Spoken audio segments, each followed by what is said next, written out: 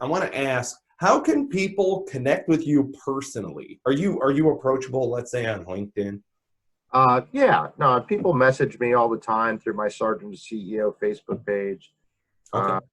Uh, People talk to me all the time on LinkedIn. You know, I have to manage my time carefully, Right.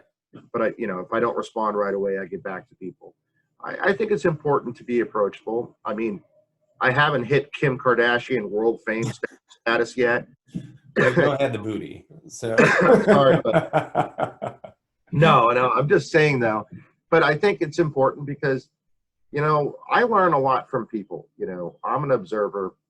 Um, I'm watching people. I've watched comments that are posted on my page, and these times where there's so much diversity and there's so much differing views and opinions, and I ain't gonna lie, I have my views as well.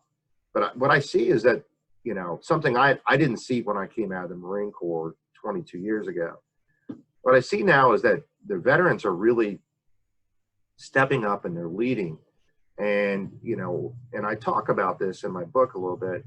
Um, the Vietnam veterans out there, when I came out of the service, for whatever reason, saw something in me and the Vietnam veterans in business and adopted. Like, you're going to be our guy. You're going to be a leader. We're going to show you how to do this on the outside.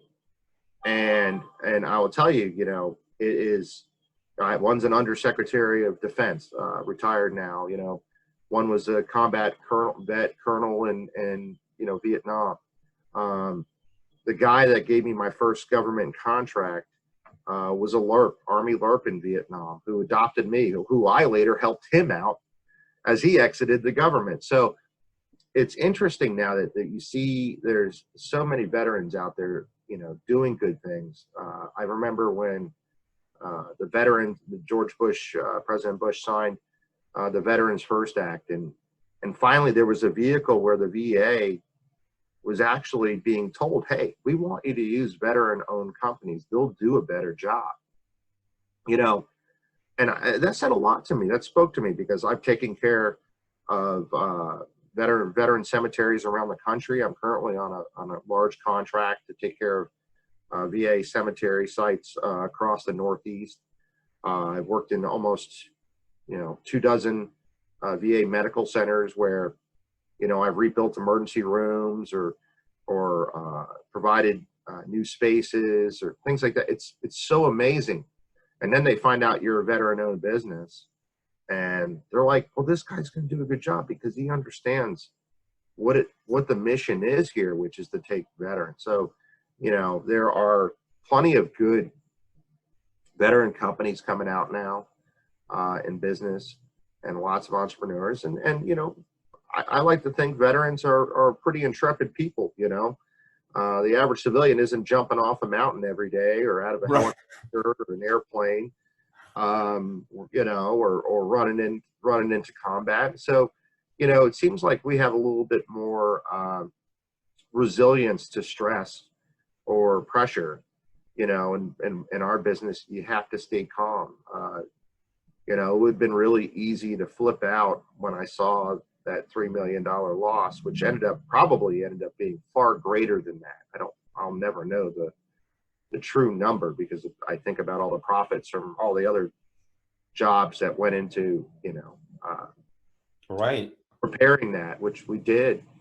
But veterans are resilient people, and I think also, there's a lot of survivors from broken homes as well that are pretty resilient people too. You always hear stories of those foster kids who were beaten, that didn't make it, and there were orphanages. One of the great messages I got early on in introducing Sergeant CEO was that my book went out to long-term care orphanage in Ohio, and 6 of those kids that read my book joined the military. I don't really talk about that stuff on my page, but to me, I feel like if you can inspire just one person, then everything that we do is worth it. So I realize that there's a lot of eyes on me, and while I don't prefer to be a public figure, I do feel like there's a sense of hey, you know, those Vietnam veterans talk to me again. And when you get there, you need to do what we told you, you know, go out and share your story so that other people may take up the mantle while you're gone. And There you go. there'll be a day where eventually I will probably hang it up. Right. I feel like I've been working my whole life, you know, I've been mowing lawns since I was 8 and catching snakes to building buildings to, you know, you name it. So it's strange. You know, Polu Kai has always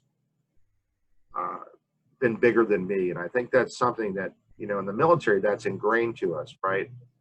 This is bigger than me. You know, I'm here to serve for everyone and not me. And I think if you have that kind of mindset, people see that and they understand that you're a team player and that you really do care about their success as well, you know.